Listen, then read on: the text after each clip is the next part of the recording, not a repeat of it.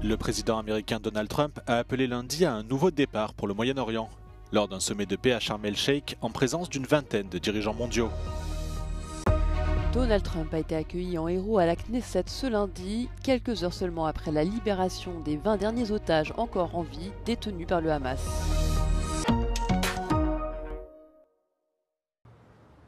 U.S. President Donald Trump is calling it a historic dawn of a new Middle East. More than 20 world leaders gathered in Egypt's Sharm el-Sheikh on Monday for what is being hailed as the Summit for Peace, marking a formal end to the war in Gaza. Selon Donald Trump, la deuxième phase du plan de paix axée sur la reconstruction et la sécurité à long terme est déjà au menu des discussions. Avant l'arrivée du président américain, son homologue égyptien a accueilli une vingtaine de dirigeants étrangers représentant notamment l'autorité palestinienne, la France, le Royaume-Uni, la Turquie, la Jordanie, les monarchies du Golfe ou encore les Nations Unies.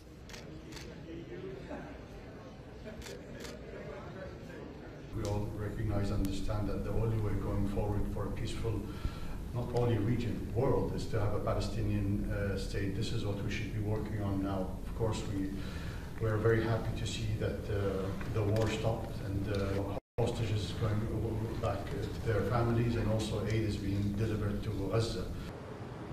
The Emir added that while the situation remains fragile, Qatar will continue its role as mediator, working with Arab and Western partners to sustain lasting peace. Adil Halim, Euronews, Doha.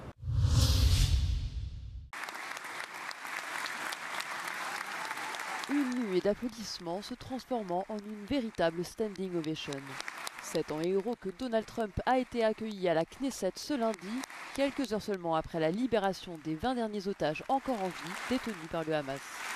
S'adressant aux députés israéliens, le président américain a insisté sur la nécessité de parvenir à une paix durable au Proche-Orient. This is not only the end of a war, this is the end of an age of terror and death and the beginning of the age of faith and hope and of God. It's the start of a grand concord and lasting harmony for Israel and all the nations of what will soon be a truly magnificent region. I believe that so strongly. This is the historic dawn of a new Middle East.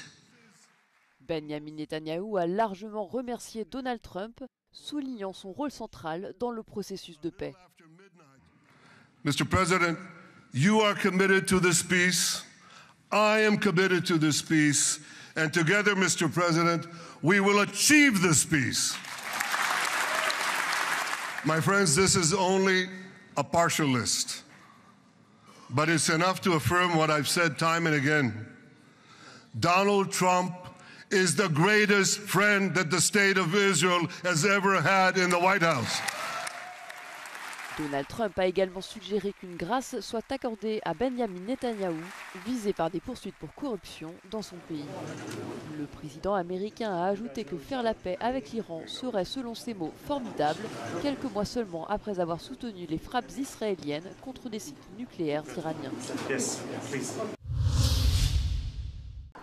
Selon les experts militaires et les spécialistes sur la Russie, Vladimir Poutine teste l'unité de l'Occident en envoyant des drones et des avions de combat dans l'espace aérien européen à une fréquence alarmante. Pendant ce temps, l'Union européenne poursuit son 19e train de sanctions contre l'invasion massive de l'Ukraine par le Kremlin. Ces sanctions prévoient notamment d'avancer la date d'interdiction du gaz naturel liquéfié russe dans l'UE. Cependant, les États-Unis, sous l'administration Trump, n'imposent plus de nouvelles sanctions contre la Russie. L'envoyé spécial de l'UE pour les sanctions, David O'Sullivan, dit espérer que cette politique sera inversée. We hope that Mr. Trump will draw from the experience he's had until now that Putin clearly doesn't want peace. We, in the meantime, will continue to apply our sanctions in conjunction with the rest of the G7, and we hope that the US will rejoin us very soon. How have the sanctions worked? Have they lived up to the expectations about crippling the Russian economy? I think the sanctions have been very effective. You can see all the key indicators in the Russian economy are flashing red, whether that's the interest rate, whether that's the inflation rate, whether that's the rate of public expenditure. They're talking about raising taxes. They've had to run down the National Welfare Fund. Gazprom has posted a deficit, is laying people off. So I think all the indications are that the Russian economy is being put under severe constraints. But I agree, it's more of a slow puncture than it is a blowout. And we have to be willing to maintain the pressure for some time to come still if we're going to finally squeeze the ability of Russia to finance this awful war. What would you like Donald Trump to do, though, as part of this war? Obviously, we know that he's trying to create a trialogue with the United States, Zelensky and Putin, but Putin has refused to meet President Zelensky. The first piece is the military side, which is one of the reasons why we're working on the immobilized assets and the ability to give Ukraine more money with which to purchase weapons. And we would like to see the United States join in again in the kind of sanctions that we've been doing in the 17th and the 18th package and the 19th package. Just you mentioned the Russian frozen assets, which most of which are here in Belgium in Euroclear. The Commission and other countries who are supportive of this are at pains to say this is not confiscation. But it really does look like confiscation because it's not likely that Russia is going to get that money back because unless, of course, Russia decides to pay for reconstruction, which is not something that people believe is going to materialise. So explain how it's not confiscation or what it is. Well, it's not confiscation because exactly as you say, Russia will get this back if they pay the reparations. So, I mean, it's their choice. If they choose not to pay the money they owe for the destruction they have caused in Ukraine, then indeed Ukraine has some call on those assets in Europe as compensation. And that's the model that's being pursued. Ukraine would get the benefit of a loan, but would have to repay that if Russia pays reparations. And with that repayment of the loan, Russia would get the money back. So what we are saying is we're holding them until we see how Russia is going to step up for its responsibilities and the undoubted debts that it owes for the reconstruction of Ukraine with the massive destruction, deliberate destruction of civilian infrastructure that we have seen. The money will always be there to give back if and when the Russians start to pay.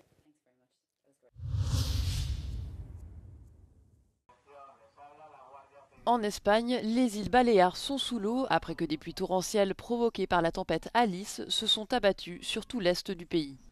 À Ibiza, où les pluies ont provoqué des inondations pour la deuxième fois en 2 semaines, la garde civile a secouru dimanche une personne piégée dans son véhicule dans un passage souterrain de l'autoroute EI20.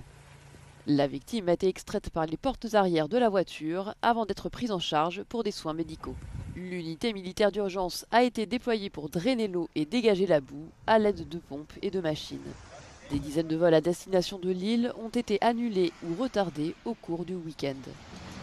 Plus au nord, la Catalogne a été placée en alerte rouge maximale par l'agence météorologique alors que les crues ont atteint jusqu'à 180 mm en 12 heures dans certaines zones et que d'autres précipitations sont à prévoir.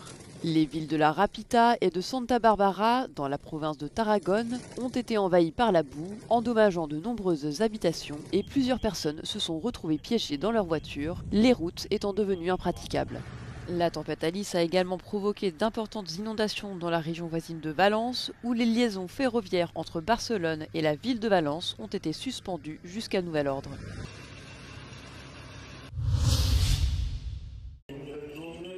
Des milliers de personnes se sont rassemblées et ont prié devant les reliques de la Sainte Parascheva à Iași, dans l'est de la Roumanie, dans le cadre de ce qui est l'un des plus grands pèlerinages de cette nation d'Europe de l'Est. L'année dernière, 300 000 personnes ont fait le déplacement. Ce pèlerinage annuel, qui s'étend sur 8 jours, devrait durer jusqu'à la fête de l'Enceinte, le 14 octobre. Les reliques de la Sainte Parascheva ont été sorties de la cathédrale et placées sur un dais où elles resteront jusqu'au 16 octobre. Bine, plouat, frig, dar am răbdat. Bă, da, prost, mulțumesc prea sfinte. Am meritat? Da, da. Mai ales că am văzut cum l-au adus-o. Da. Vremea rea nu i-a descurajat pe credincioși să vină în prima zi de pelerinaj în capitala Moldovei. La un moment dat rândul s-a întins și pe aproape 2 kilometri distanță. Oamenii au venit echipați cu umbrele și pelerine pentru a rezista atât cât este nevoie. E sfântă să aveți! Ploaia nu ne topește, ne întărește, nu? Ne încălzim cu rugăciune sfântă. E o bucurie mare să fim pe drumul acesta. Când se apropie Ziua Sfintei, simțim așa o chemare, o bucurie, nu știu să vă spun, ceva inexplicabil. Ne aduce bucurii, încărcare sufletească pentru un an de zile, ne rugăm pentru copii, pentru liniște în țară și peste hotare. À l'occasion, toute la place centrale de la capitale régionale et le centre-ville étaient parés de fleurs colorées. Des chrysanthèmes surtout, mais un baldaquin a été décoré selon un thème spécial. Tematica acestui an, anul 22, de când aducem veșmântul de flori, da? Este Sinfonia Crinului. Avem niște crini care au niște flori deosebite, cu un parfum pe care o să-l resimțim și de care o să ne bucurăm împreună.